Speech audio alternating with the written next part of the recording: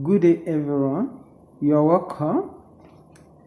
This is just the continuation of my previous video centering on relationship management.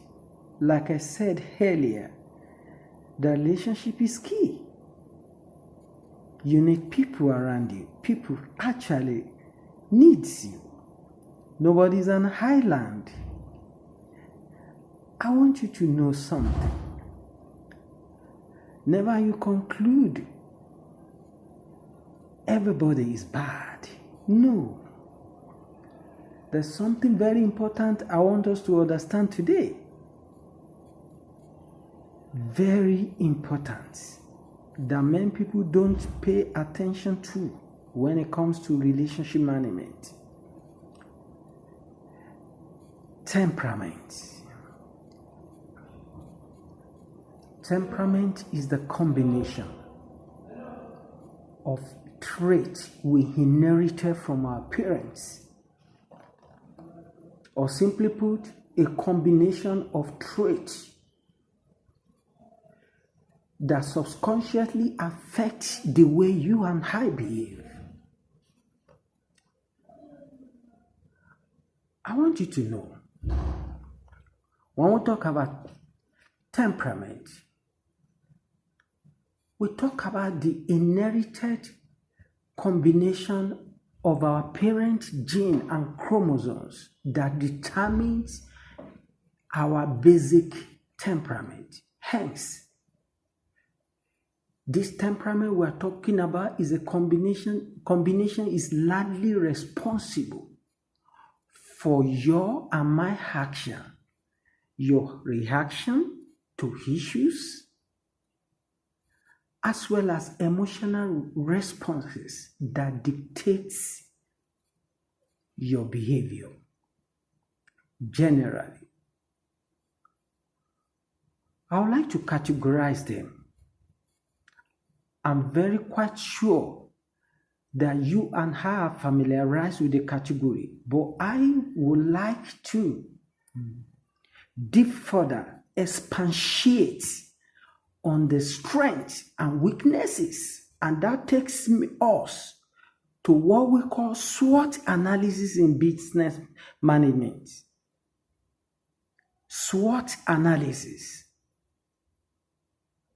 You should be asking me this question: why bringing SWOT analysis?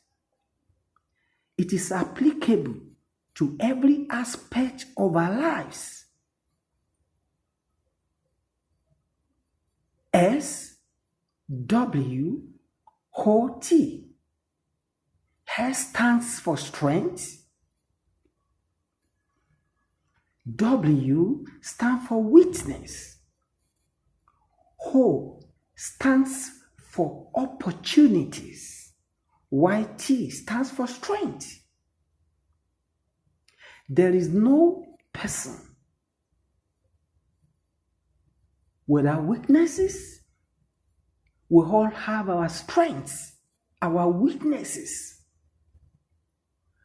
And so therefore, when it comes to relationship management, there is need for you and I, before venturing into any relationships,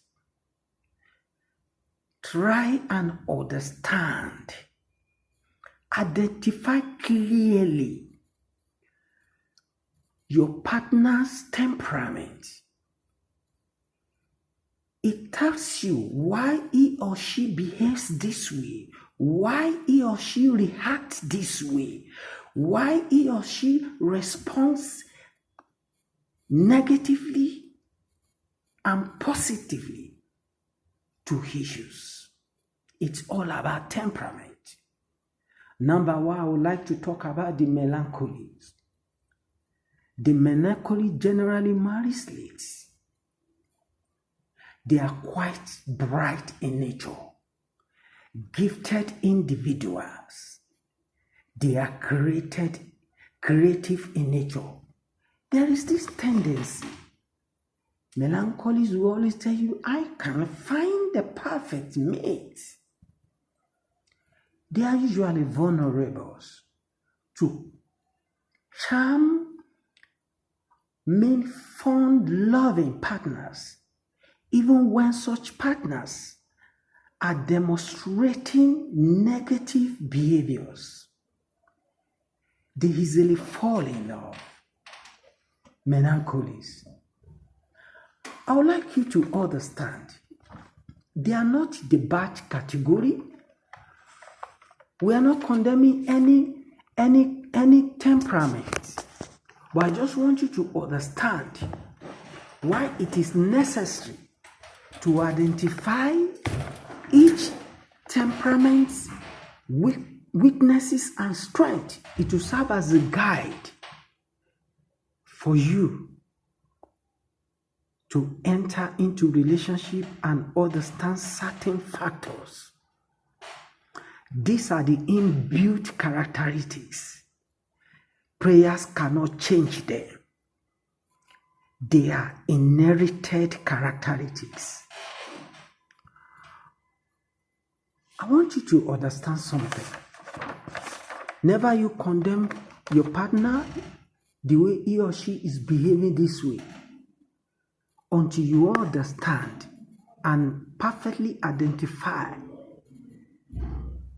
the specific temperament he or she belongs. Number one, melancholy. What are the strengths of melancholies? They are analytical in nature, gifted in nature. They are perfectionists. They want things done perfectly in their own ways. They are self-disciplined, industrious, self-sacrificing, creative in nature. They are very sensitive to environment, what is happening within them. They are very loyal, faithful, very sincere. But mind you, these are their weaknesses. They are always moody in nature, deeply emotional, easily offended. They are pessimistic in nature, negative in nature, critical and picky. They are theoretical and impractical. They are very suspicious. They are revengeful in nature, self-centered, indecisive. When you sit down to actually look at this, it will guide you to know. You ask yourself, which category of temperament do I actually belong? Secondly, I want to quickly talk about the phlegmatic temperament. This is the most calm. They are most calm, easygoing, never get upset individual with such a high boiling point that he or she seldomly become hungry. You need to know that to them, life is mellow and pleasant experience in which they avoid as much involvement as possible. They are usually nice, gentle. In nature, what exactly are the strengths of phlegmatic temperament? These are the polite and diplomatic individuals. Number one, they are very calm and cool men, easygoing men, diplomatic, dependable, objective and sufficient, orderly. They are so practical. They are humorous and agreeable in nature. What then are the weaknesses of phlegmatic? Passive and unmotivated in nature, subject to procrastinations.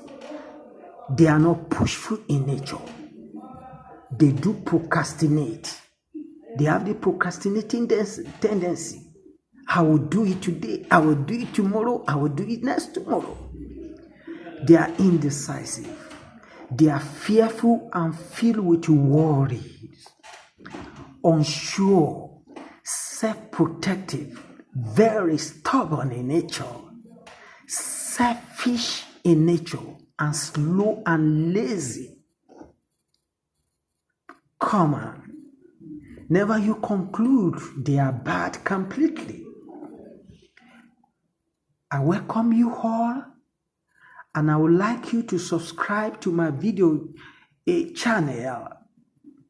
In my next channel, I'm going to talk about the third and the last category of temperament to enable you compare and contrast. It will serve as a guide for you to be able to now sit down and be sincere to yourself. Can I marry a partner of my own temperament? Will it work? Can a phlegmatic person marry a choleric person? You ask yourself this critical question. Can melancholy marry a choleric person?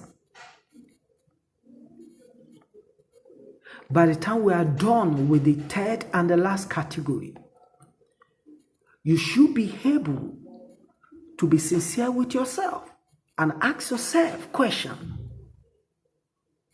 Are we actually compatible? Can I go on with this relationship?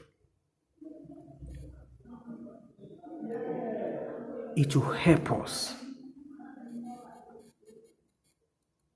I really appreciate you for granting me this audience. Look forward to hearing more of the second and the last category of temperament in my next video. Thank you. God bless you. I love you all.